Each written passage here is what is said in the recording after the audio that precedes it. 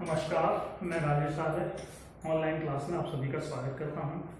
अपनी अगली वीडियो के साथ दोबारा से मैं आपके सामने उपस्थित हुआ हूं। इसमें हमारा टॉपिक चल रहा है जनसंख्या महासमूह। तो जनसंख्या महासमूह में मैं आपको इसमें पहले बता चुका हूँ एशियन जनसमूह के बारे में। तो एशियन जनसमूह के बाद हमारा दूसरा जनसमूह है यूरोपियन जनसमूह। तो यूरोपियन जनसमूह विश्व का दूसरे नंबर का बड़ा जनसमूह, जिसकी जनसंख्या अगर हम यूरोप और यूरोप के साथ यूरोपीय रूस सहित इसकी जनसंख्या देखें तो 74 करोड़ जनसंख्या इस जनसमूह की है। इसके बाद इसमें 75% भाग यूरोपियन समूह के अंतर्गत आता है। और इसमें जनसंख्या के आधार पर अगर देखा जाए तो सबसे अधिक जनसंख्या रूस की है और रूस के बाद दूसरे अधिक जनसंख्या रखने वाला देश जर्मनी है। जर्मनी की जनसंख्या कुल जनसंख्या है 8.20 करोड़ जनसंख्या। और 8.20 करोड़ जनसंख्या के बाद ये जनसमूह जो बसा हुआ है, अगर आप इसको मानचित्र के अंतर्गत देखें तो मानचित्र में ये जनसमूह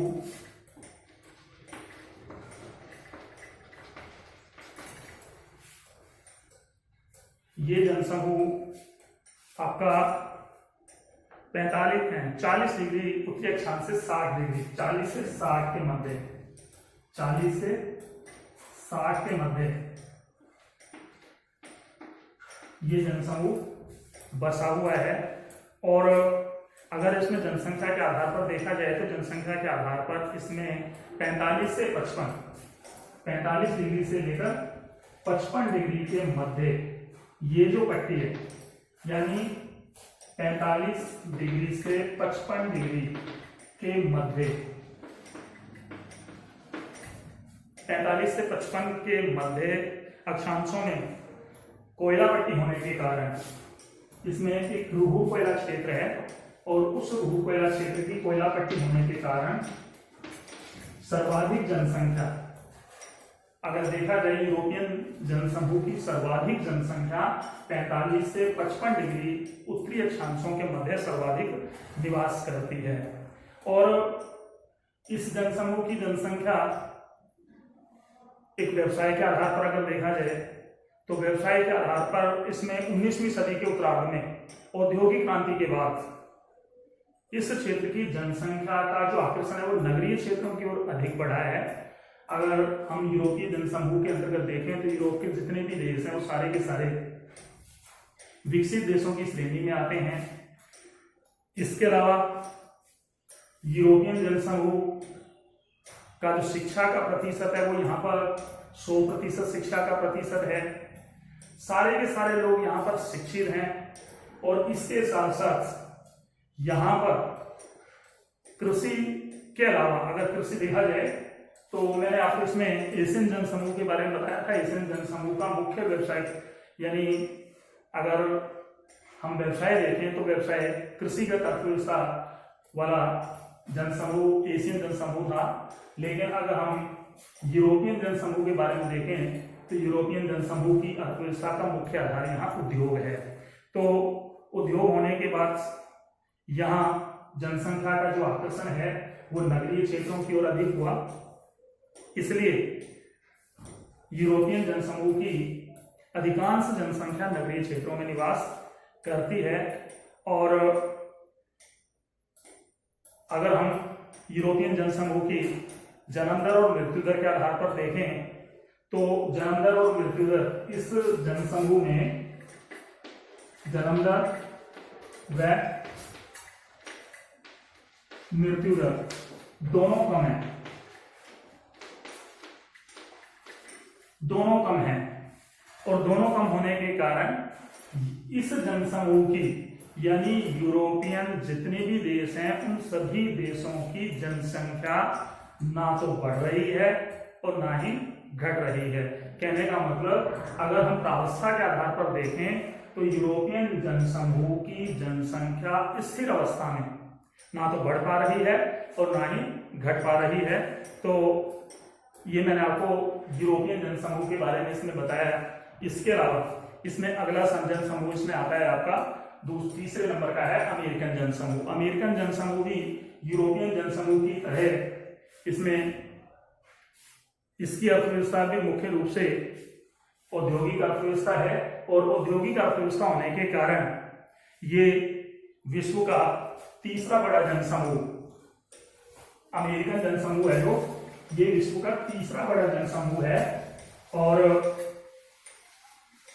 अर्थव्यवस्था की दृष्टि से यहां भी लोग उद्योगों को, ये तीसरा बड़ा समूह है, इस समूह में भी लोग उद्योगों को अधिक महत्व देते हैं।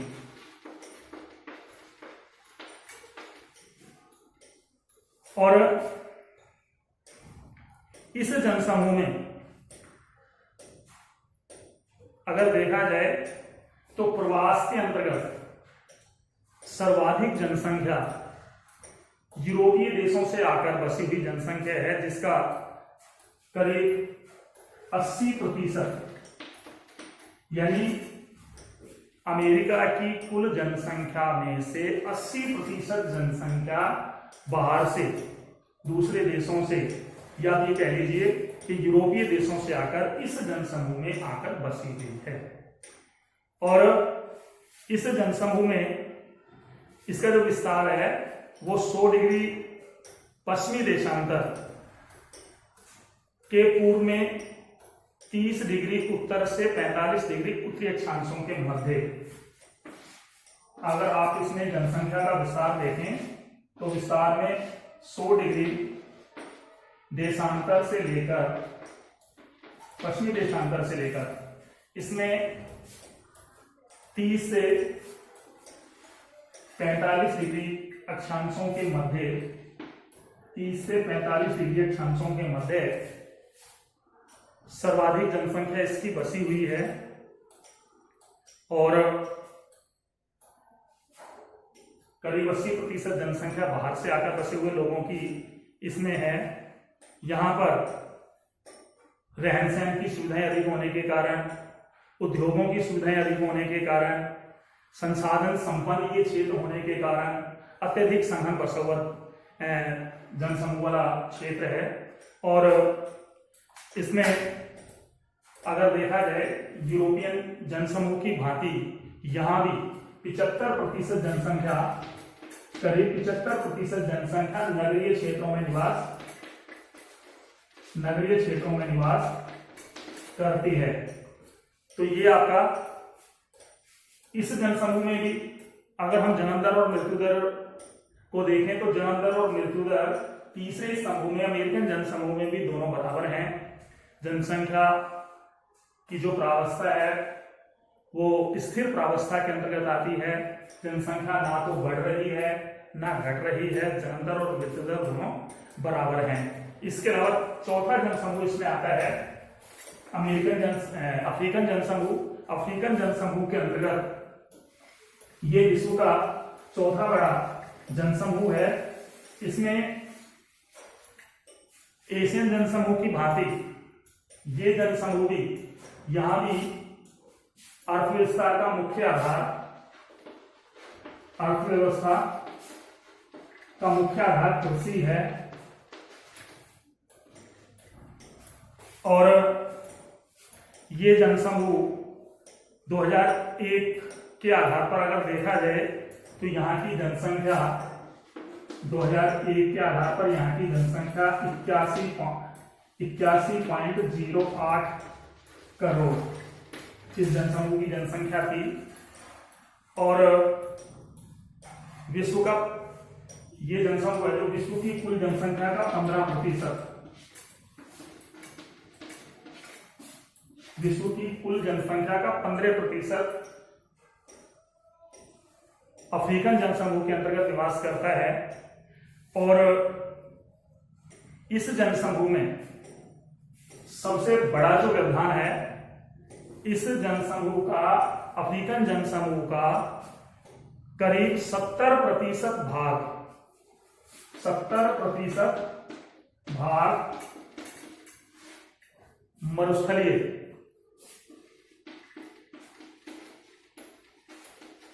70% भाग मरुस्थलीय है, जो कि रहने के योग्य नहीं है। आप ये कह लीजिए अफ्रीका के केवल 30% भाग पर ही ये जनसमूह बसा हुआ है। 70% भाग मरुस्थलीय है, निर्जन है, उबड़ खाबड़ है, वनों से ढका हुआ है।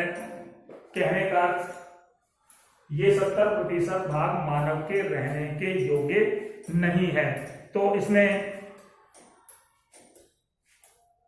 3 मुख्य क्षेत्र हैं जो ज्यादा सघन बसे हुए हैं, और इन 3 मुख्य क्षेत्रों में से जो क्षेत्र सघन बसे हुए हैं, पहला है नील नदी घाटी क्षेत्र। नंबर 1 है नील नदी घाटी क्षेत्र, सबसे अधिक सघन बसा हुआ जो क्षेत्र है। इसके अलावा दूसरा क्षेत्र है जाम्बिया एवं नाइजर नदियों का। दूसरा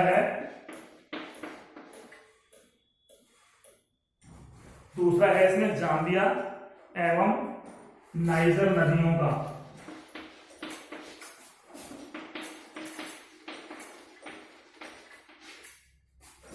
नदी का क्षेत्र। और तीसरा क्षेत्र है दक्षिण अफ्रीका का दक्षिण पूर्वी तटीय भाग। तीसरा है दक्षिण अफ्रीका का दक्षिण पूर्वी तटीय भाग। ये 3 क्षेत्र सघन रूप से बसे हुए हैं। बाकी इन 3 क्षेत्रों के अलावा शेष अफ्रीका का जो भाग है वो निर्जन है, यानी या तो वहां पर मरुस्थलीय क्षेत्र हैं, या वो क्षेत्र पठारी क्षेत्रों के अंतर्गत आता है, या वो क्षेत्र आप ये मान लीजिए कि वनों से ढका हुआ क्षेत्र है। उस क्षेत्र में जनसंख्या निवास या तो नहीं करती, या करती है तो बहुत कम जनसंख्या निवास करती है। तो अफ्रीकन जनसमूह के अंतर्गत में आपको इसमें 3 क्षेत्र जो मुख्य रूप से इसके बसे हुए हैं, अफ्रीका के 3 क्षेत्र जो मुख्य रूप से बसे हुए हैं, उसमें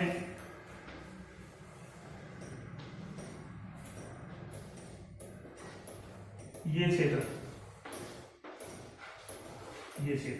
नंबर 1 नील नदी का क्षेत्र, नंबर 2 जाम्बिया एवं नाइजर नदी वाला क्षेत्र, और नंबर 3 इसमें दक्षिण अफ्रीका का दक्षिण पूर्वी तटीय भाग। ये नंबर 3 ये क्षेत्र अफ्रीका के सघन रूप से बसे हुए हैं। बाकी शेष ये वाले जो क्षेत्र हैं, या तो वो मरुस्थलीय भाग में हैं, या फिर वनों से ढके हुए क्षेत्र हैं, उबड़ खाबड़ क्षेत्र हैं, यहाँ पर जनसंख्या का बसाव नहीं है। तो मैंने आज आपको इसमें 3 जनसमूहों के अंतर्गत इसमें बताया, और इन 3 जनसमूह में यूरोपियन जनसमूह, अमेरिकन जनसमूह और अफ्रीकन जनसमूह के बारे में बताया। इससे पहले वाला जनसमूह एशियन जनसमूह आपको मैं अपनी पहली वीडियो में बता चुका हूं। अगला टॉपिक हमारा होगा जनसंख्या घनत्व। तो जनसंख्या घनत्व वैसे मैं आपको बता चुका हूं, लेकिन इसको स्पष्ट रूप से मैं आपको अपनी अगली वीडियो में बताऊंगा। तब तक के लिए नमस्कार।